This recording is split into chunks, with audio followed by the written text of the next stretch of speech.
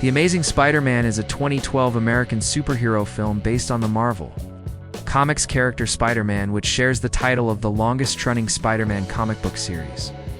It was produced by Columbia Pictures in association with Marvel Entertainment, Laura Ziskin Productions, Arad Productions Inc., and Matt Tolmack Productions, and distributed by Sony Pictures Releasing. It is the fourth theatrical Spider-Man film, serving as a reboot following Sam Raimi's 2002 to 2007 Spider-Man trilogy, and was followed by a second The Amazing Spider-Man film.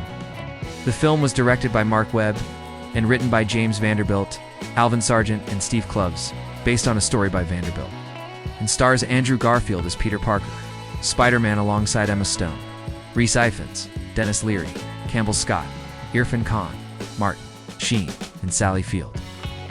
Teenager Peter Parker gains spider-like powers and fights crime as Spider-Man, attempting to balance heroics with his ordinary life. Development of the film began following the cancellation of Spider-Man 4 in January 2010, ending director Sam Raimi's Spider-Man series that starred Tobey Maguire. Columbia Pictures opted to reboot the franchise with the same production team, Vanderbilt staying on to write and Sargent and Kloves helping with the script. The main characters were cast in 2010 during pre-production. New designs were introduced from the comics, such as artificial web shooters, using Red Digital Cinema camera company's Red Epic camera. Principal photography started in December 2010 in Los Angeles, before moving to New York City. The film entered post-production in April 2011.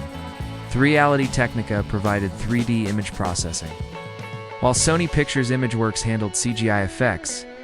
It was the last American film scored by James Horner to be released before he died in 2015, the penultimate film for producer Laura Ziskin, who died in 2011. And the last film written by Sargent before he died in 2019. Sony Pictures Entertainment built a promotional website, releasing many previews and launching a viral marketing campaign. Tie-ins included a video game by Beanex and Activision. The film premiered in Tokyo on June 30th, 2012, and was released in 2D, 3D, IMAX 3D, and 4DX formats in the United States on July 3rd. 10 years after the release of Spider-Man, it received mostly positive reviews from critics, who praised its performances. The chemistry between Stone and Garfield, direction, action sequences, visual effects, and musical score, while its plot elements drew some criticism. The film was the seventh highest-grossing film of 2012, taking in $758 million worldwide. A sequel, The Amazing Spider-Man 2, was released on May 2nd, 2014. In 2021, Garfield and Ifans reprised their roles in the Marvel Cinematic Universe film Spider-Man: No Way Home, which dealt with the concept of the multiverse and linked that franchise to the Raimi and Webb installments. A young Peter Parker finds his father's home office burglarized. Richard and Mary Parker, Peter's parents, gather hidden documents, take Peter to the home of his Aunt May and Uncle Ben, and mysteriously leave. Years later, a teenage Peter attends Midtown Science High School. He is intelligent but socially awkward and often bullied. He has a crush on Gwen Stacy, who returns his feelings. Peter discovers his father's briefcase and learns that his father was friends with Dr. Curt Connors, scientist at Oscorp in the field of cross-species genetics. Peter sneaks into Oscorp, where a genetically modified spider bites him. He develops spider-like abilities, superhuman strength, sharp senses, agility, speed, and the ability to cling to walls. Connors, whose right arm has been amputated, is conducting experiments to regenerate limbs. Discovering the missing piece to Connors' experiments in his father's papers, the decay rate algorithm, Peter visits Connors, reveals that he is Richard's son, and gives Connors the algorithm. At home, Peter and Ben argue, and Peter leaves. While searching for him, Ben tries to stop a thief that Peter allowed to escape, is shot, and dies in Peter's arms. Peter uses his new abilities to track down criminals, matching the killer's description. Most tellingly, a star tattoo on his wrist. He creates a mask and spandex suit to hide his identity and builds mechanical web shooters.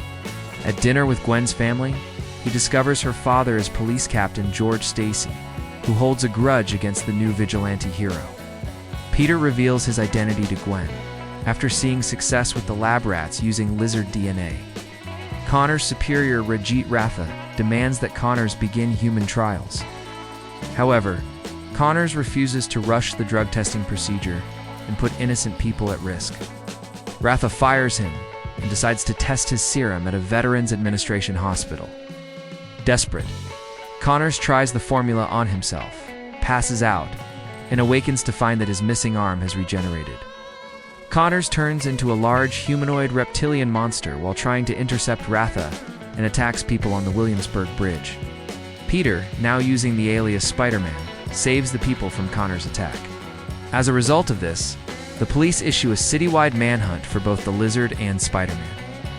Peter tracks Connors to the sewers before he is attacked by Connors, but manages to escape. The Lizard discovers Spider-Man's true identity via a camera with Peter's name on it, and he attacks Peter at his school, pursuing Connors. Peter discovers Connors' S-Lab in the sewers and learns that he plans to release a biochemical agent from Oscorp Tower to turn everyone in the city into reptilian hybrids, like himself, to eradicate the weaknesses he believes plague humanity. Captain Stacy and the police corner Spider-Man. Captain Stacy discovers that Spider-Man is Peter, and Peter is released to stop the Lizard. Gwen creates an aerosolized antidote, which Peter disperses into the city, curing Connors and his victims, but not before the Lizard fatally wounds Captain Stacy.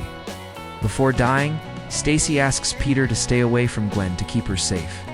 Peter does so, but realizes they are both unhappy, hinting to her that he may not keep his promise.